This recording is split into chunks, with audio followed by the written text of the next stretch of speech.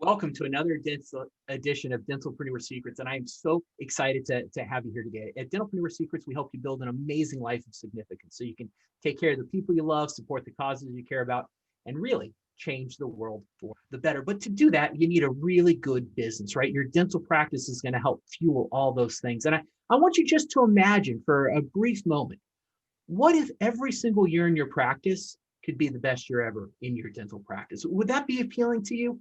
Well, the great news is today we're going to help you on that path so every year can be your best year. And by the time we finish today, you're really going to know how to align your team to a shared vision. So everyone's pulling in the same direction. You're going to have a paradigm shift in the way you think about your practice, and you're going to have some strategies that you can take back and deploy as soon as you walk in the office on Monday morning. But even more important, we want to give you some hope. We want you to feel hopeful about your dental practice. It's been a rough year. Rough times may still be ahead, but we want to give you that hope. And to do that, we have a fantastic guest. We've got Dr. Dave Maloley, co-founder of the Dental Success Network. He's a certified high-performance coach. He's a dentist with years of experience helping other dentists just like you, hardworking, dedicated professionals, create the practice of their dreams. Dr. Dave, welcome to the show. Tim, it's an honor to be with you today. It's going to be a fun conversation, no doubt. Oh, I am so looking forward to this. And I actually want to start with your website, Relentless Dentist, right? Why Relentless Dentist, right? And I love the word relentless, but talk to me a little bit about, how you kind of got started on that path and why you've settled on the Relentless Dentist. There's kind of a joke, an inside joke. I actually thought it was an oxymoron when I started the podcast over 7 years ago, and podcasts were just in their infancy. I just knew that it was going to take hold. And I'm like, what did dentists need more of? And the thing that kept coming up was courage. As a business owner, it was always that step forward into courage that led to my breakthrough. And yet I was a pretty timid salesman. I was a pretty timid marketer. And I just called it that, not knowing that it would stick and become a coaching brand and all these sorts of things. It was literally my first interview on a podcast. It needed a name, and I called it Relentless Dentist. And now it's 7-8 years later. So certainly being a little relentless in the podcast itself too, to keep going that long. For sure. Yeah. So how did you really get started in dentistry, in right, the genesis of the podcast and coaching and really finding out that you had a passion for helping people have their best year every single year? Yeah, I think you have to start in my roots. I was a farm boy in Nebraska, and I learned work ethic there. Interestingly, my parents were introduced by my childhood dentist. So going into the dental office meant fun. I could spray water all over the place and get behind the scenes. But it wasn't until I was an undergrad that I realized that dentistry was going to be my pursuit. My first pursuit was athletic medicine. And in my experience as an intern at the University of Nebraska, like the football team was winning national championships. The athletes I was working with were going to the NBA, Major League Baseball, NFL. So it was an amazing experience.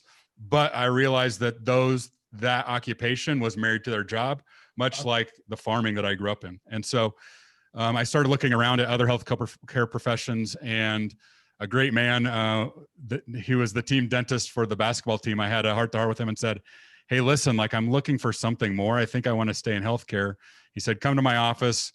I spent an hour with him, and I went home and called my mom, changed my major, quit my internship, and went all in on dentistry. And so that's where I got my start. Went to dental school on a Army Health Profession Scholarship Program, which allowed me to see parts of the world that a Nebraska farm boy doesn't think will ever happen. And that led to an associateship. And finally, I knew I needed my own gig, and that landed me here in Avon, Colorado, where it really reminded me of those experiences in Austria and Switzerland, having mountains and ski slopes right in our backyard. And it was a quote that said, I think it was by Seth Godin, said, instead of wondering when your next vacation is coming, why don't you engineer a life that you don't need a break from? And so that's what we set out to do in 2009. And one thing led to another. I realized then, after being institutionalized for many years in school and Army and associateship, that entrepreneurship was really my calling. And one thing led to another. That startup practice led to a podcast, led to speaking, led to authorship, some demand for coaching. And I knew that I didn't want to coach without a certain level of skill. And so I started training there, and I've been doing that full time for a year now. So Steve Jobs says the dots don't make sense moving forward, and that's very much been my journey, but they make sense going backward. And I feel grateful for all of those challenges and adventures and opportunities along the way, because I'm really doing something that I love now. Wow. And, you know, if you're listening to this right now, I just want you to actually rewind a couple seconds and listen to what Dr. Dave just said, right? He talked about engineering the life that you want. And that's really a lot of kind of what you do in helping dentists, isn't it? It's helping them engineer that life instead of just letting life happen. Yeah, I think too often we try and separate our career and our life. But the thing that's real is that if you have a hard time at getting to work, meaning maybe a spat with your wife or a difficult time with your child or pet, that same person shows up to work. And if you have a difficult time at work, sometimes we don't leave it at work and we end up at home. And so my pursuit was really, how do I engineer and align all of these things so it gives me everything that I want?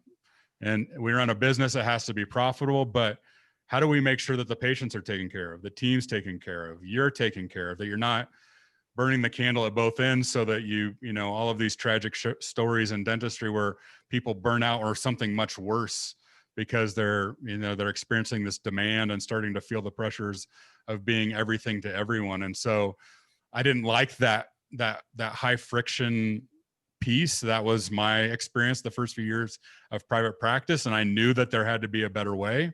I knew what I wanted. I knew the vision was clear, but a lot of what I was being told kind of only exacerbated the issues and delayed the results until I really started diving into this question of like, what brings out the best in a human, what brings out the best in an organization. And then you realize that it doesn't have to be that way. It doesn't, once you're really clear on the outcomes and you have supportive research and skills and mindsets that now get in alignment, as opposed to all these vectors pulling in different directions, you can have a really high output practice without all of the tension and the drama and the sleepless nights and the chewed up stomach lining and all those things that I went through early on in my startup journey. Wow, so powerful. And you know, as you were, you know, starting to really engineer this life and build what you wanted, was this a journey you were doing alone, or did you have mentors and people who were helping you along this journey? And what role did they play, if any, kind of helping you to get to where you are today? Yeah, too many to count. I think I have to include the podcast in this. I mean, being 7 years old, my practice was still in its infancy at that point in time, and I take insights and gems from anyone that will deliver them. Um, I was a CE junkie. I went to every clinical and practice management course that I could, but a lot of my most powerful insights came from outside of the industry. So like this lifestyle engineering really came from a book that I read in Europe. Now he's legendary for being a podcaster, but it was Tim Ferriss's 4-Hour Workweek. And he talked about the dangers of this delayed life plan, where we spend all of this time creating these fruits of labor and filling up our bank account, and knowing that maybe at 65, now we have plenty of financial security, but no energy because we're broken down emotionally, physically, all of these sorts of things. So it really goes back to another mentor of mine, Jim Collins. He talks about the tension that comes with the or. Either we will have work or life. Either we have purpose or profit. But he also mentions that there's a genius in the and I wanted to have it all.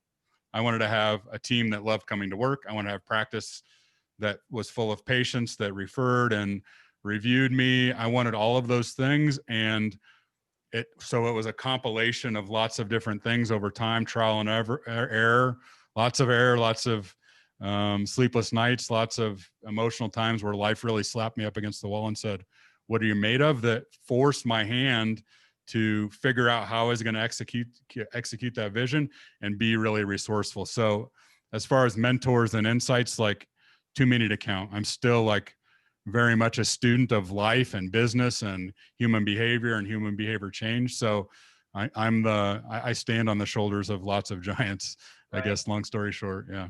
Right. right? The learning process never stops, does it? Right? We're always learning, always innovating, always improving and getting better. And that to me is always, a lot of the fun of the human journey that we're on. And I want to come back to what you're talking about in vision here in a second, and just the importance that vision plays. But you're in a lot of dental practices. You're talking to a lot of dentists today. What are you hearing from people as you're in offices, as you're working with teams, as you're helping people build these practices and really kind of engineer the life? What's just the general, kind of, emotional state of people out there today? I think it's really reflective of society in general. I mean, we have a pandemic, we have social unrest, and as empathetic people, we take that on from a patient just walking through the door, right? We feel that stress and anxiety every day as dentists, and now it's compounded. And so there's like a heaviness or darkness that a lot of teams came back with because they're worried about their families. So this goes back to there is no work-life balance. It's all kind of life. Like I have lots of barriers in my life, but we can't separate that out completely and be a robot. And so there's some stress and anxiety. There's some dentists are doing really well financially, but they're feeling the toll. Others, have this open share time where their patients are more reluctant to come back, and they're really working hard on recare and reactivation. So I think the results are really all over the board. But the one thing that I think is consensus is surely there's got to be a better way. Surely 2021 will bring us better results. And I'm begging for some level of clarity, certainty, courage, and confidence as things move forward. Yeah. Wow. Okay. Right. Yeah. Just a lot of heaviness, and like you said, right, we tend to absorb, what other people are going through, and I've certainly found it harder, and maybe you have too. Just as you listen to the same stories of everyone coming in over and over, you can't help but be impacted by what all your patients, all your suppliers, all your vendors, all your team members, what they're going through, and that can weigh heavy on all of us right now. Yeah, absolutely. It's like a game of tag, for better or worse. I think we as dentists are trained to be rather resilient, but it takes its toll because by and large we're golden-hearted servant leaders, and to not take some of that on, that's what makes us very good clinicians, because we're compassionate about the patient's pain or shame. But we also have to make sure that we're taking really good care of ourselves, because if we start to falter, if we wear out at the end of the day or the week, then people are watching us and we're role models. So I guess that's a call to action to take care of yourself as a dentist, because it was demanding to begin with. And now we have these increased demands, and we want to show up and be that achiever all day, every day. But without proper work rest cycles like an athlete, you're playing a game that you can't win. So I think that's taking time off, making sure that you're doing things that you enjoy, having a laugh, creating a culture around you that supports your pursuits, making sure that you're not engineering stress and tension and drama and gossip within your organization by wrongful hires or not having a vision. I think all of those things that maybe we could have slid by on now are getting exposed as really important tasks and mechanisms within our organization.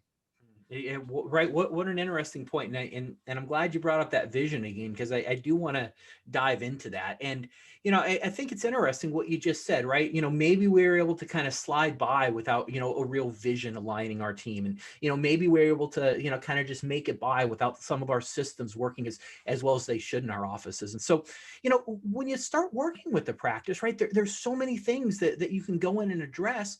How do you start this process, and how do you take someone through that creating a shared vision for their team? What should that look like, and what are some things that can include? I zoom out right away, because the one question that's really hard for dentists to answer is, what do you want? And I mean that comprehensively. Like, what do you want your home to feel like? What do you want your practice to feel like? What do you want your health and wealth to feel like? What sort of trend line are we charting here? That question is very hard for a dentist to answer, because they've been given so long. They jump through how many ever hoops getting through their dental education, getting a license, maybe jumping through hoops to get a loan to acquire or start a practice. And so we get forgetful of, like, hey, listen, like, I have to have a life vision here, because if my life vision is absent or my practice vision is absent, then we end up in this very reactive mindset. And that's the most taxing of all, because every upset patient we feel, and we're responding to however your team is feeling on Monday. So I want to know what they want. And sometimes that's a long conversation, but we have to dissect, like, where are we now and where are we headed? Google Maps know we need those 2 points of data. If you're going on a vacation, you know that you need those 2 points of data, but somehow we weren't given the blueprint of we need that in our life so our business can align with that. Because if we don't do that, we know what happens. Yeah. We own a practice with a horrible boss that, that we see in the mirror every morning as we're getting ready for work. So I think it's really important to say, what do you want? And the next question is, why do you want it? So we have to make sure that we have a vision that's supported by purpose, because there's times when a dental week goes really bad. There's times when your best dentistry fails. There's times when your best team member resigns and moves away. So what's the why that sustains all that makes sure that you can get up and do it again tomorrow? So what do you want? Why do you want it? And then the third is probably the most important. It's who do we have to be to get this thing, right? Because if we don't know who we have to become, we default to how. And if we go, dentists are how people, and sometimes the how isn't obvious. So you don't have step A through Z. Sometimes you have to know be on step B to see step C. And that's where resourcefulness comes in. And if we know that we have to become something greater, a better leader, a better clinician, increase our skill sets and mindsets, then it becomes a lot easier, because we're not looking for the recipe in the playbook.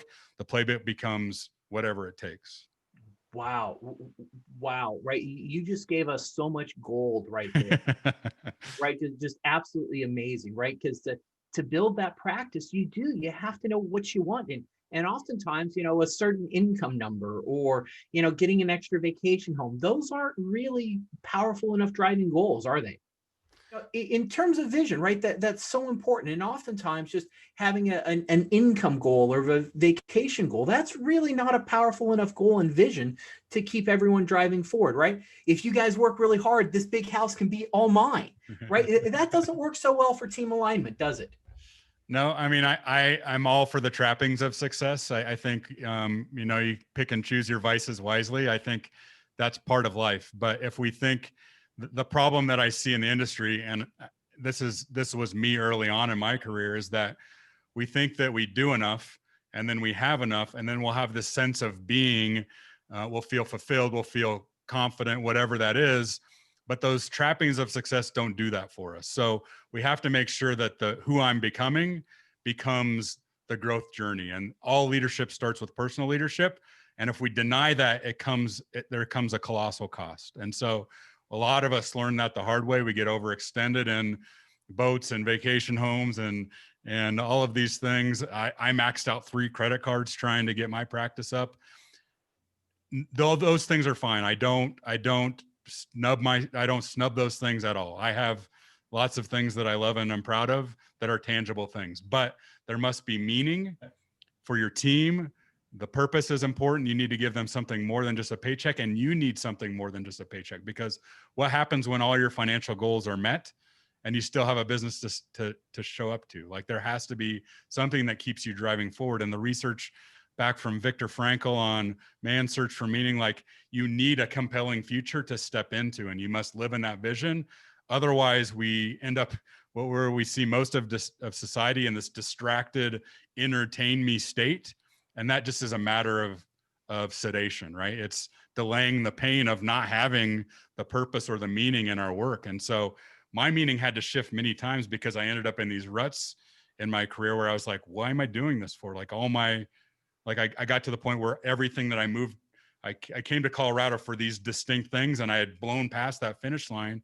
And I was like, this doesn't feel like I thought it would. And so I had to orchestrate and align my career with what I wanted. And I also had to make sure that I infuse meaning into it. Otherwise, a lot of times it starts to feel like factory work. And if it feels like factory work for you as the owner, leader, dentist, you're role modeling that for your team. And that's when your team starts leaving you for another dollar down the street, or feeling entitled to bonuses, or wanting to work less and get paid more, because you're role modeling that. You've not infused meaning into the workplace. You've not built a culture. You've not supported it with mission and vision and values and all these things that we think are fluffy and we'll get around to it. That's the foundation. And if you don't have that as a foundation, when things like COVID hit, you have no tool to align the team. We're all sort of disoriented. Where's the roadmap? It doesn't exist. And Yeah. so now we're just gunslinging and hope we just, the patients call and that we can respond to the schedule and that we outrun the overhead and all of those sorts of things. I've been there, so I don't place any judgment, but it's a miserable way to run a dental practice, and it will wear you down. And that's, to me, why I got so disgruntled and why we see so many disgruntled in the marketplace, is because they weren't given this very important blueprint. We get too technical and we take those things that make us a really good dentist and we try and be a really good leader and business owner, and it gets in the way. It gets in the way because we need to be decisive. We need to be precise. We need to be clear. We need to be all of these things that maybe dentistry as a technical skill, those skill sets are completely different. Yeah, right. It's one thing to be very technical with the clinical work, and it's a whole nother thing to be that big picture leader who's empowering your team, right? They're very different skill sets, but just hearing you talk about this, right? What a paradigm shift, right? What a very different way to think about your dental practice and the way you run it, the way you align your team is really through that vision, through purpose, and through making a difference in the world, right? Not just showing up for a paycheck. Yeah, there's something that we used in the dental practice that my team just called the triangle. And it's a decision framework. And we realize at the top of the triangle is the practice, because if the practice doesn't exist, then we don't have jobs. 2,000 plus patients don't have a dental home, a place where they, know, like, and trust, where we've built up this trust and rapport. So the practice has to come first. But on the other sides of that are patients and team. And if we can make all decisions from the center of that triangle, and by and large you can, sometimes you have to make sacrifices, but by and large, like, if a patient is rude to your team, that's undermining the other thing. Like, you can still support your patient base and remove a patient from that equation. If there's a team member that's in friction with all of your patients, they have to be removed for those equations. So now we have this very simple, have it all, so to speak, triangle that allows you to make decisions as a leader. But also, when you're trying to find another canal in that root canal and you're running behind and you can't make decisions and you can't answer calls, now your team has a framework in which to look. And that's one of many things. They need to know what you stand for. That's your mission. They need to know a culture code, like, what brings out the best in this organization? Have you had a discussion? Have you asked your team, why do you come to work beyond the paycheck? Okay, if the lottery hits for you, I know you're probably going to turn in a resignation. So I assume you're here for a paycheck, but what do you want beyond that? They may say out loud laughter. They might say second family. Have you asked them that? Have you documented that? Do you use that as a compass? And then the thing that we talked about, like, who are we? Do we have this decision frameworks, and where are we headed? And you don't have to share the 20-year vision with them. Just share the 90-day vision with them. Just share the 1-year vision with them. We're coming up at the end of the year. An annual meeting is so critical to make sure that people are ready for something new. We have all these New Year's resolutions. Well, resolve to make this year much better than last year. Everyone's on board in that in 2021, right? But if you don't align them, then you just become the net of all the people that show up to work.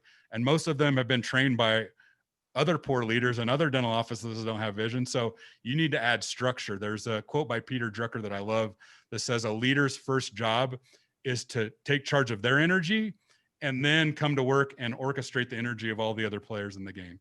To me, that's leadership in its simple form. But if you don't have a roadmap, every single little spat and things like sterilization's not caught up becomes this whole ordeal, because you don't have a code. You don't have a code of conduct. You don't know who you are. You're just a dental practice seeing patients, and that you've commoditized yourself, which isn't good for anything. Yeah. Yeah.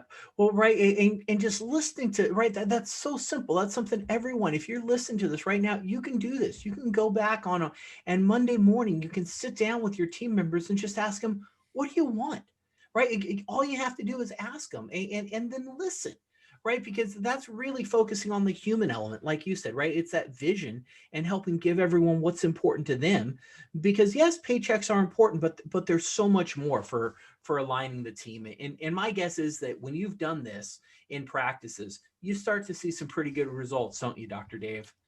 I do. I think we've kind of stated it, but if we can change the dentist's identity, and then we have to start with the inside out. So we have to change who that dentist is in some way, shape, or form. So we start with the dentist's clarity, energy, and courage, and then they become better influencers. They're influencing team and patients by and large within the company. If we do that, the income, so we have identity, influence, and income. The income becomes this natural byproduct of executing well. And you said the key word, which is humanistic. There's a lot of, I'll call it industrial age management theory out there that's very much control and compliance. I'm fortunate enough to have contacts with researchers in leadership and management theory, and it's the humanistic thing that's trending upward. So if you're not already on this, it's time to get on it, because especially with the disruption of COVID, team members are going to look for a place that gives them a paycheck, pay them an honest wage, and then find out what other things they need. Give them more mastery, more autonomy, more purpose within their work, and they'll become so loyal to you because they've never seen that in any other organization. They know that another $2 raise down the street may give them $2, but they're going to now they're going to end up on this hamster wheel or treadmill. So I think it's critically important to make sure that we understand that the future is not this control and compliance. Let's give our team a better protocol sheet or checklist, but really like allowing them to become leaders within their own operatory, or the CEO of the phones, or CEO of the appointment book, whatever that is. You have to train them how to do that because they've never had that level of autonomy, but it's the thing that humans long for. We're always in dentistry looking for a better bonus program, the carrot, or a better like performance improvement plan, which would be the stick. Those things are long gone. And if you're going to try and hold on to those, just like any tech curve or trend curve or information curve, you're going to get blindsided, and you're not going to be able to attract the best talent. So what I'm encouraging dentists to do is optimize for the best place to work. You'll attract the best talent. You'll get work and worry off your plate. Certainly it takes some orchestration with meeting rhythm, and make sure that when you hire that they're seeing those missions, visions, values, culture code, and either their eyes are going to light up or they're going to roll their eyes, and you know immediately if that person is likely to be a fit or not. And if you have a strong culture and you bring on the wrong person, your team is going to say, hey, listen, doc, like this is not a fit. So this humanistic thing isn't a trend. It's probably something we should have done all along. But we going back just a little bit, Tim, we talk about the technical side, like we're dealing in millimeters and microns. This is so macro. Like we have to make sure that it's like head to head, heart to heart, that we're aligned, that when a new mom that works in your hygiene department has sleepless nights, that you respect that and maybe bring that up in the huddle. Like this is leadership, which is about choice and change. And what you've always been trying to do in a business is get it to grow, which is ultimately change. And you've created these boxes for the team, and they can't change because you've trained them not to think out of the box.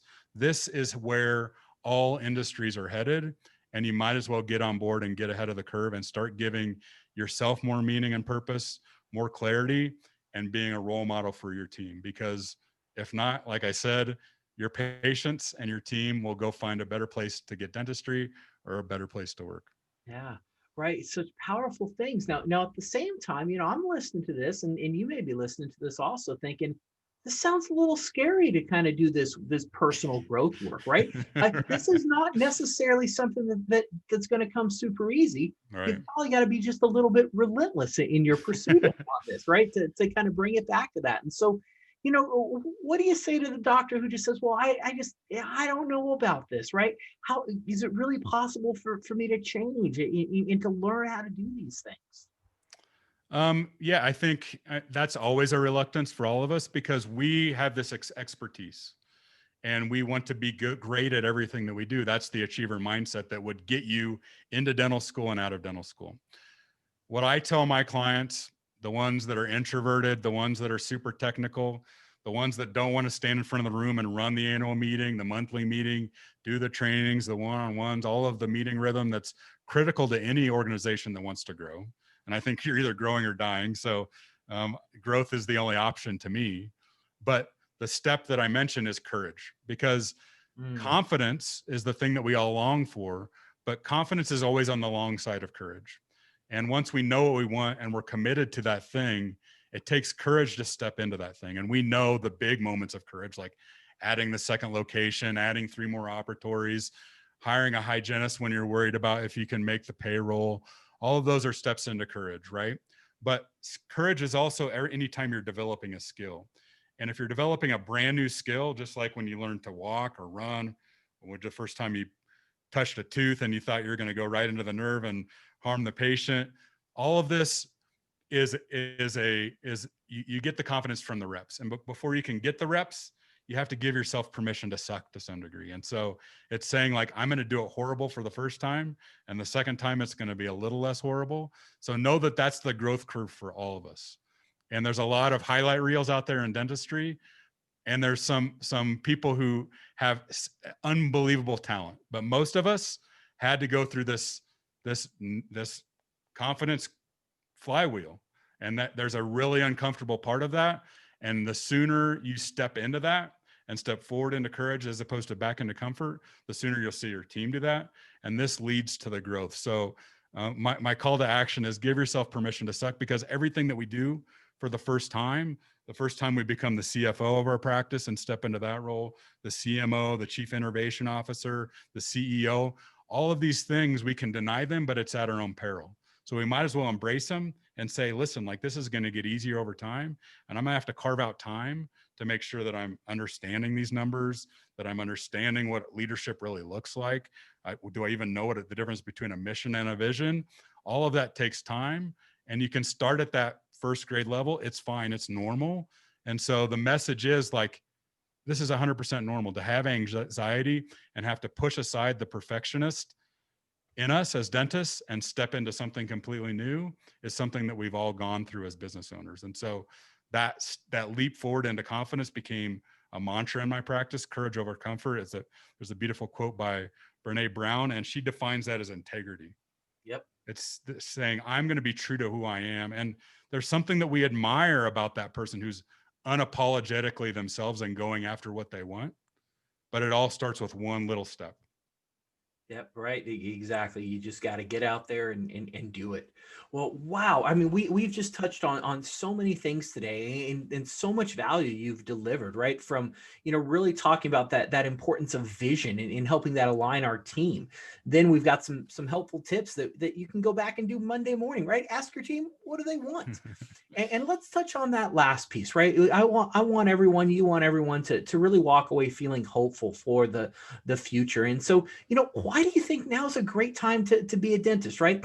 Socially, politically, economically, the world's kind of a mess. So why dentistry? Why should we be hopeful for the future right now, Dr. Dave? I call a dental license a golden ticket because I think it provides so much opportunity. You can I used to read these books as a kid. They were called Choose Your Own Adventure. Like you get to this fork in the road, and if you want to do this, turn to page 14. And you want to do this, turn to page 32. My career has been like that. And yet I still have this incredible safety net. Like if everything burns to the ground and I'm in this huge financial peril, well, I have no choice. I can have a job tomorrow that still pays me really well, enough to support my family and then some. And we lose sight of that because it is so challenging. And so I love anyone that wants to control their own destiny. And that's the thing that jumped out to me as a career pursuit early on, is because like I can be an entrepreneur if I like, I can be a part-time employee if I like, I can be only the entrepreneur and stop being clinicians. I have many friends that have done that. So I do not know a profession that provides so much opportunity where like when I was practicing, I was down to 11 days a month and I was making like as much as a CEO. And that CEO was working 70, 80 hours a week. I was working Monday, Tuesday, Wednesday, and Wednesday, Thursday, Friday. Certainly I had to work for that. It took a long time to get that level of momentum and build up the reputation in the community. But once I had the infrastructure and built all the flywheels and the systems, it worked without effort. And so if you're willing to pay the price to win that prize, whatever that is for you, and then we go back to clarity, don't choose my vision and version of success, choose your vision and version of success. I just don't think there's any professions out there that provide that level of opportunity and agility where you can be this guy or this gal for 5 years and then shift and then shift. Like if parenting is really important to you, maybe you don't step on the entrepreneurial gas pedal until they're 16 or 17 and they don't want anything to do with you. Like it's really up to you. And I just don't see that in other industries. It's like a embarrassment of opportunity right under our own nose. And sometimes you get on these message boards and we're like, it seems like doomsday, but appreciating that most of us are doing really well really well financially, and there's no lid on it. There's like unlimited upside in this career as long as you're willing to, like you said, continue to invest in yourself and then bring out the best in others. It's the land of opportunity. I get really passionate when I talk about it, but it really does. When I talk to dental students, like I know you feel the pressures, I know the debt, all this stuff, but it really is a golden ticket, because what would you exchange it for? What would you, 4-day work weeks, multiple six figures? Like it's pretty rare. But it's because we have such a high value skill. And if you start stacking other important skills on there, like leadership, marketing, business acumen, add procedure mix, like you can reinvent your career again and again and again. And to me, that's amazing. That's unprecedented. Yeah, it really is one of the best careers out there, right? Like you mentioned, right? Dentistry, you've got options. You can reinvent yourself. You can choose when and where to how to practice. But maybe the one thing that a lot of people are missing is actually kind of that thing that you and I were talking about earlier. It's just vision, right? What does the future look like for you? And Yeah. I think those would be some of my closing thoughts for people is really get clear on what you want, right? Get some clarity. And so Dr. Dave, what would be some closing thoughts that you would have for everyone as we wrap up our conversation here? Well, I've become quite a nerd in human behavior and human behavior change and what brings out the best in people. And the number one thing that we need is meaning and a bold future. And so kind of my quest every year is to have my best year every year. And so I would ask that simple coaching question to a listener is, what would it take to make it inevitable that 2021 is your best year ever? And it may seem like, 2020 has been this like catastrophic year for you. If you don't ask the question, if you don't document, it's not going to happen for sure. But if you step into that vision, maybe your best year ever takes 2 years, but you're still on this trend line. And once you get on this trend line and add meaning and momentum, increase your money mindset, all of these things that I talk about ad nauseum, like you can really start to compound the effects and the results start to happen. And the effort actually goes down over time, because now you're leveraging the best of human nature, as opposed to what I did for the beginning of my career was just grit and hustle and grind and try to brute force it all. It's a miserable place to be. But if you learn that you have this embarrassment of opportunity and you can chart this quest to have your best year ever and ask yourself, what would have to happen? Who would I have to become? What would it look like? How would I know in the end of December that I had accomplished it? If you journal on that for an hour, you'll be way further ahead than 99.9% of our profession. So to me, that's what it means to cast a vision, but then it's a work in progress. You might find out that the things that you wanted aren't things that you want now. I've been blindsided many times, and the things that were high priorities now become somewhat trivia. So it's not a one and done thing, but you have to start. Like we keep talking about here, you have to start with a very clear vision. And I would start with that one question: what would have to happen in 2021 to ensure that you had your best year ever? Wow. And you know what? I just want to kind of tie on to what you said. You mentioned trend lines, and I think trend lines are so important because, each and every one of us, I am, you are, everyone listening, right? We're all drifting towards a future out there. And some of us, we're trending towards that life we want. Some of us are slowly trending into disaster. Some of us are trending towards, mediocrity, right? We're all heading down that path. And these lines have never been closer than what they are right now today, right? And just a little nudge can start. If you're on that path towards mediocrity, just a little nudge upwards 5 years from now can completely change your trajectory. But like you mentioned, you got to get started because the lines have never been closer than what they are right now today. And so, Dr. Dave, how can we get a hold of you? How can we find out more about, just really creating that vision? How can we work with you to build those practices of our dreams? Well, I've got lots of resources out there. The central location is relentlessdentist.com. There's free training. There's over 300 podcasts. I just started a Facebook group with that theme, Best Year Yet Challenge. So I'm hard to miss if you're looking for me, but I would say the central location is relentlessdentist.com. And I always welcome an email. Like, I love talking to dentists. They're my people, they're my colleagues. I like to protect them and make them better. So, or any sort of reach out, whether it be on IG, email, phone call, I always appreciate, because it's harder and harder to get out amongst the people in meetings. And so it tends to be more one-on-one phone calls, Zoom, emails, where I make the connections.